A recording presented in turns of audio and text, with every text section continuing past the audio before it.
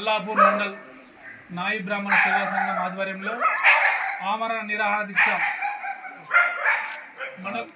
Mandal revenue అధికారి office ముందు చేయడం జరుగుతుంది. రైతు ముగిల్పేట రైతు పేరు మంగళారపు గంగారాం సన్నా పెద్దులు. అతనికి సంగం గ్రామంలో ఎకరం 27 గుంటల భూమి కలదు. అందులో నుండి ఎకరం భూమి రైతు చనిపోయిందని చెప్పి ఇంకో రైతుకు, ఈ రైతు బంధువు కాదు, కులస్తుడు కాదు, ఇంకో రైతుకు అక్రమంగా విరాసత్ రిజిస్ట్రేషన్ చేయడం జరిగింది. ఒరిజినల్ పాస్బుక్లన్నీ మా దగ్గరనే ఉన్నాయి. విరాసత్ చేయడం జరిగింది. అది మేము మీసే ఒక చూసేసరికి వాళ్ళని వేరే రైతు మీద ఉన్నది పోయి ఎంఆర్ఓ తహసీల్దార్ గారికి మరియు ఆర్డీఓ గారికి, గతంలో కలెక్టర్ గారికి, ముగ్గురికి సంవత్సరం తిరిగి దమ్మెళ్ళిపోతుంది. కానీ మమ్మల్ని ఎవరు పట్టించుకోవట్లేరు.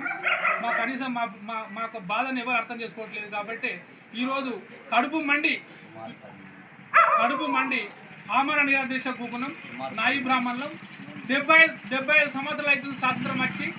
మాకు ఒక ఎమ్మెల్సీ లేడు, ఒక ఎమ్మెల్యే లేడు.